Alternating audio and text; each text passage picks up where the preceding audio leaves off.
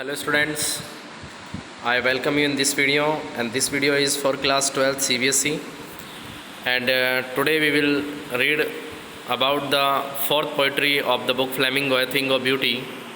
So first of all, we know about the poet John Keats 1795 1821 और 1995 के अंदर उनका जन्म, 1821 के अंदर 1795 के अंदर जन्म और 1821 में उनकी मृत्यु हो गई। मात्र वो जो थे 26 साल ही जी पाए। वह ब्रिटिश रोमांटिक पोएट, एक ब्रिटिश रोमांटिक कवि थे।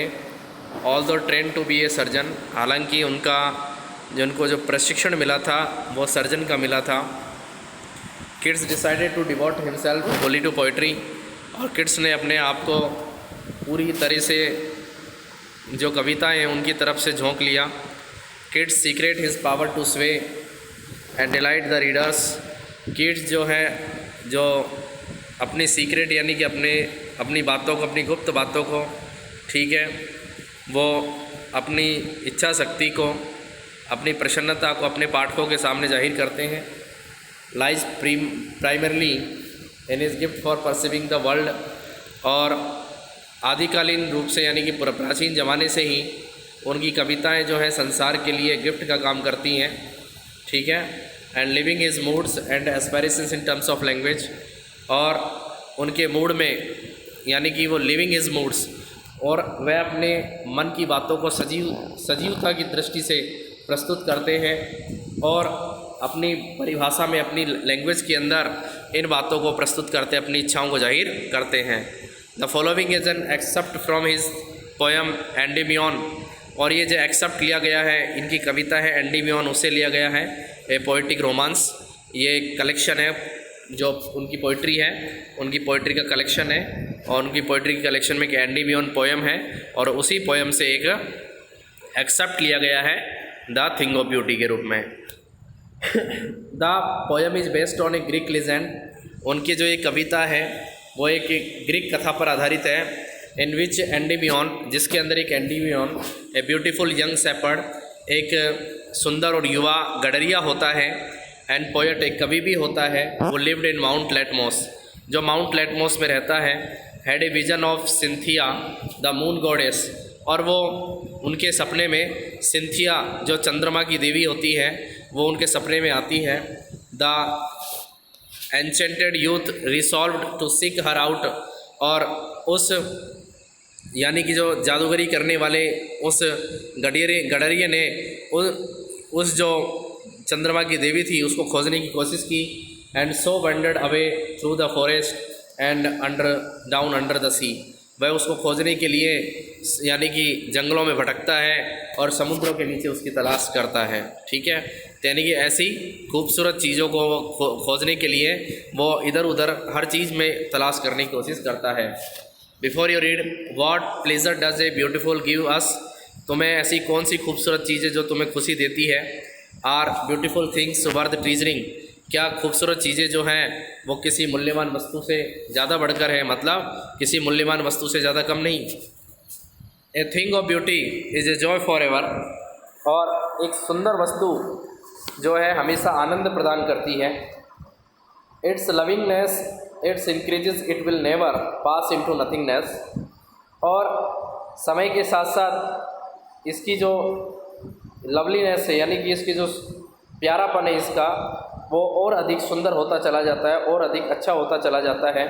पास इनटू नथिंगनेस, और यानी कि उसकी जो प्यारापन है वो कभी भी समाप्त नहीं होता। पास इनटू नथिंगनेस का मतलब इसका प्यारापन, इसकी खूबसूरती जो है वो कभी नष्ट नहीं होती है, वो हमेशा ही बनी रहती है।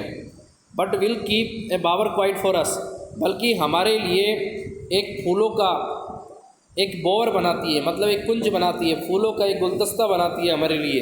क्या? वो सुंदर वस्तु हमारे लिए एक बावर का निर्माण करती है, एक खूबसूरत कुंज का निर्माण करती है, जहाँ बहुत अधिक खूबसूरत फूल हमें देखने को मिलते हैं।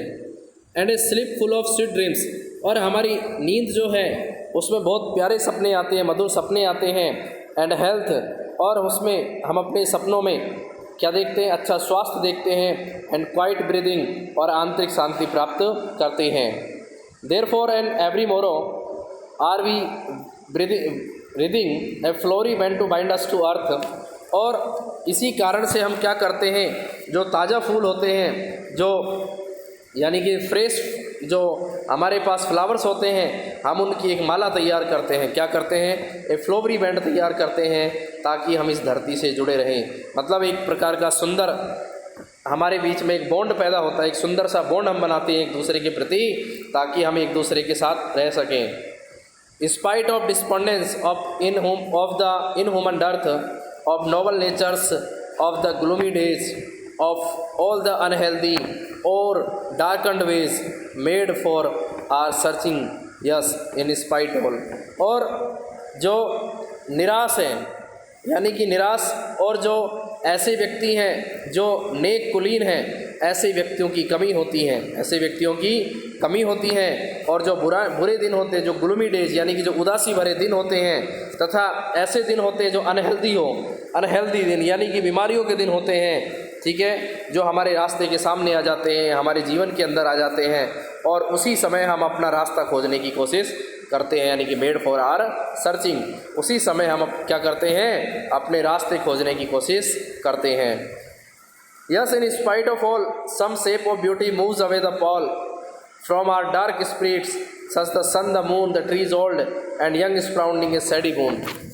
और हाँ, इन सबके बावजूद कोई सुंदरता की मूर्ति जो हमारे ग्लूमी जो हमारा जो मन है, यानी कि हमारा जो सैड मूड होता है, उसमें से क्या हटा दें, उस पर से हमारे लिए एक डार्क स्पिरिट यानी कि उदासी भरा जो अपने ऊपर एक पर्दा लगा हुआ है, उस उदासी भरे पर्दे को हमारे मन से हटा दें।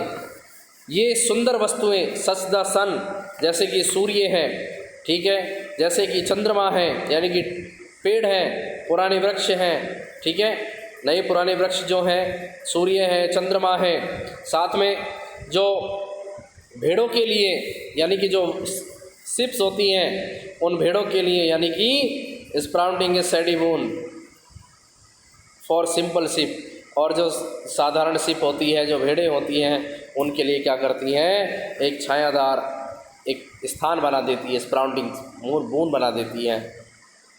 एंड सच आर डैफोडिल्स, और डैफोडिल्स के जो फूल होते हैं, डैफोडिल्स के जो फूल होते हैं, आपने सुना होगा डैफोडिल्स के फूलों के बारे में, जो पीले रंग के फूल होते हैं, ठीक है, अपने यहाँ नहीं लेकिन ठंडे प्रदेशों में ज़्यादा मिलते हैं, झीलों के समीप वगैरह।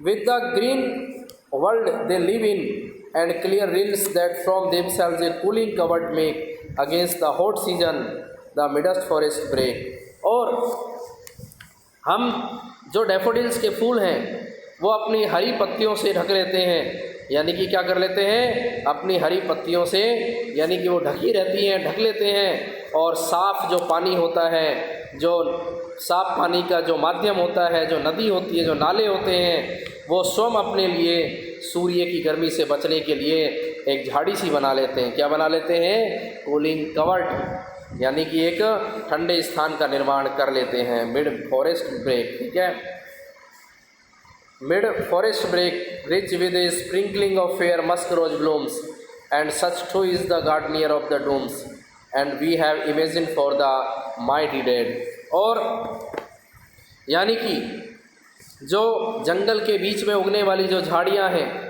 यानी कि जो वृक्ष उगाते हैं, जो अनावश्यक पेड़ पौधे उगाते हैं, उन पर सुंदर सुंदर जो फूल हैं वो इधर उधर खिले हुए दिखाई देते हैं, ठीक है, सुंदर फूल खिले होते दिखाई देते हैं। And such too is grandeur for the dooms we have imagine for the mighty deed और lovely tales that we have heard और रीड एंड एंडलेस फाउंड और immortal dream pouring in unto us from the heaven to bring। और ऐसी सुंदर वस्तुएं जो यानी कि जो हमने सुंदर वस्तुओं के बारे में सोचा है, उन ग्रैंडियर सुंदर वस्तुओं के बारे में जो सोचा है, यानी कि वो जो हमारे लिए महान दुखदाई नाटक हैं, जो पावरफुल जो हीरोज़ होते हैं, उनके लिए हमने लिखे हैं, माइटी डीड के लिए लिखे हैं। और जो सभी सुंदर कहानियाँ जो हमने सुनी हैं या पढ़ी हैं, यानी कि हियर्ड और रीड, जो सुंदर कहानियाँ यानी कि ऑल लवली टेल, जो सुंदर कहानियाँ हमने पढ़ी है या देखी है या सुनी है, ठीक है, वे सब कहाँ से आती हैं? वे सब स्वर्ग से बहकर आते अमृत के झरने के समान होती हैं। ये स्वर्ग से बहते आने वाले अमृत के झरने के समान होती है। ओके स्टूडेंट, यानी कि सुंदर वस्तुएं जो हैं आपको इस धरती पर ही देखने को मिलेगी, यानी कि इस धरती पर ही सुंदर वस्तुएं पाई जाती हैं। हमें किसी सुंदरता को किसी चीज़ में ढूंढने की आवश्यकता नहीं होती, क्योंकि मन की सुंदरता जो होती है वो सबसे बड़ी सुंदरता होती है। जो व्यक्ति अपनी आंतरिक सुंदरता को ढूंढ लेता है उसे प्रत्येक चीज़ सुंदर नज़र आती है, उसे और कहीं भी सुंदरता जैसी चीज़ों को खोजने की आवश्यकता नहीं होती। Okay student, and this poetry has been ended and I have completed the 4 poetries, and the last poetry is remaining of this book. Okay, you know that a roadside stand has been directed, and the last poetry is remaining in your syllabus. roadside stand हटा दिया गया है और साथ में आपकी एक last poetry जो बची हुई है आंट जेनिफर टाइगर के बारे में हम बताएंगे, बात करेंगे, ठीक है, नेक्स्ट वीडियो में। और मैं आपसे इतना ही कहना चाहता हूं कि जितने भी क्वेश्चन आंसर हैं वो आप टाइम टू टाइम कंप्लीट करें, ठीक है, डिले नहीं करें, क्योंकि एग्ज़ाम की जो डेट है वो कभी भी अनाउंस हो सकती है। अब कई बच्चे ये सोच रहे होंगे कि सर 2 महीने 3 महीने 4 महीने हो सकता है एग्ज़ाम की डेट जो लेट हो जाए, लेकिन ऐसा बिल्कुल मत सोचना, क्योंकि हमें अपने अकॉर्डिंग ही लेकर चलना है सिलेबस को। अपने अकॉर्डिंग ये सोच कर चलना है कि फरवरी और मार्च में पेपर होते हैं और उसी समय पर हमारे एग्ज़ाम होने वाले होंगे, ठीक है। And I will teach you the next poetry Aunt Jennifer tiger in the next video. Okay, thanks. Okay student, इस बारे में विशेष रूप से आप ध्यान रखें, ठीक है। डेली आप रिवाइज भी करते रहें, लूज़ नहीं करें अपनी पढ़ाई को, ठीक है। ओके।